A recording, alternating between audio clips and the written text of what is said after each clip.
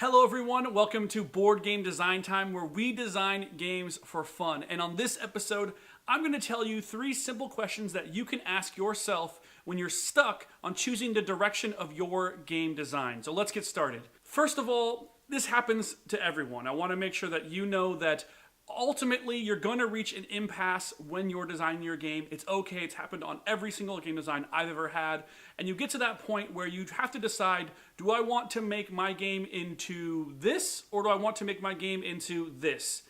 There's not a right or wrong answer. Both paths are probably going to be fine. One of the coolest things about game design is the fact that all designers are going to take themes and mechanics and sort of make their own products out of them.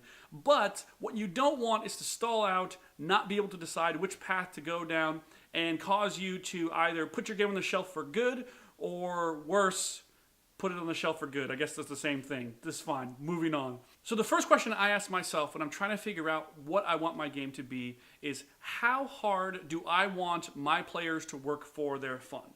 Now, let me preface this by saying that obviously the game has to be fun. That's like a given. You want to find the fun in your game and capture that and make sure you're playing that up. What I mean is, how are your mechanics going to be manipulated by the players in order for them to get to that point where they're doing what's awesome? For example, in something like Codenames, which is a great game by Vlaada Chvátil, it's a cool party game. It's a very passive experience. The players don't have to do much to engage in the game. In fact, you can kind of sit there, kind of watch TV or something, and also play the game at the same time. It's that passive of an experience, but it makes for a great party game with some really cool elements to it.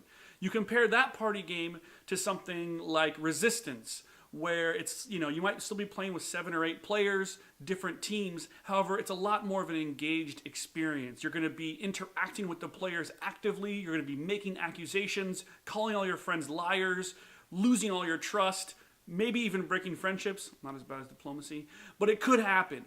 And so that's a type of game where you actually have to work to create the outcome that the game designers intended. You can see this a lot more on more of your Euro games. Some games, like the Gallerist or Kanban, will kind of force you as a player to jump through a lot of hoops to get to the end result and get what you want to have happening. And other games, like Carcassonne, for example, are still Euro games, but they're a lot more simple, light. So you have to decide for yourself, which path do you want your game to fall under? Like I said, there's no right or wrong answer, but it's up to you to kind of pick a path and go with it in that direction. Number 2 is, what kind of decisions do you want players to make? And the best way that I describe this is strategic versus tactical. On the strategic end of the spectrum, you want your players to make choices that are going to affect their long-term plans and strategies. On the tactics end of the spectrum, you're going to want your players to be reacting to what's going on around them and sort of be in the moment a little bit more. You have to decide for yourself what kind of game you want yours to be. The example that I use in the blog post that I wrote about this subject is our game, The Last Garden. In The Last Garden, very early on, we decided that we wanted The Last Garden to be more of a tactical game. We wanted players to interact with things as they came on their turns, and things to be changing between your turns. So by the time it gets back to you, you have a whole different slew of options available to you. The reason we went this route is because it allowed us to make a game that creates a lot of unique experiences. Every time you play it, it's going to be very, very different than the last time you played it. But we made that choice at the expense of players who like to sit down, formulate a strategy, and then not be messed with the entire game. So that's basically the decision that you want to make for your game. Is it something where players are going to have to sort of be in the moment, or are they going to sit down at the table, say, I want to go with the hotel strategy and do hotels the entire time? I guess it's like Monopoly. Is that a hotel strategy that you do in Monopoly, or is it just... Well, moving on. Number 3 is, what kind of interaction do you want in the game? This piggybacks a little bit off of the number 2 question, but really what I'm wondering here is, do I want my players to be, attacking one another, backstabbing one another, and kind of getting in each other's way? Or do I want my game to be one where I can sit down, sort of build my own little city, and not be bothered by the people to my left and my right? Maybe I don't even like them. I don't know why I invited them to game night in the first place, but it could happen. So you want to decide what type of interaction your game is going to have. All games have interaction. Even worker placement games, it's a little bit more incidental, like I'm taking a spot from you. It's a little bit more passive aggressive. Games like Diplomacy are a little bit more aggressive. So that's a helpful question when you're kind of breaking your game down and figuring out what it wants to be, is seeing where the interaction is and what direction you want to push more in.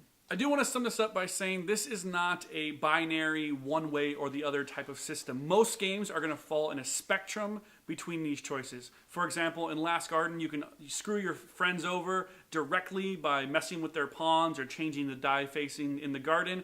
But there's also indirect interactions because you can take places that they might have wanted to take. So you get a little bit of both. This is more of a tool to start analyzing your game and then choosing as a designer what you're most comfortable with and what you want your game to ultimately be. You might travel down one path, try some play tests out, and decide that, you know what, maybe there's a little bit too much cutthroat interaction here, let me peel it back a little bit, and that's completely okay. Whatever you do, don't stay stagnant. That's the worst. Keep moving forward and working on your game. You'll get there eventually. All right. That's it for today's episode. Thank you so much for watching. Please click down below to subscribe to this episode. Also, if you want to read the blog post that this whole episode was based off of, it goes a little bit more in depth and gives you some more examples. You can go to 1000xp.com. There's also a link in the description of this show. Thanks a lot. Take care and bye-bye.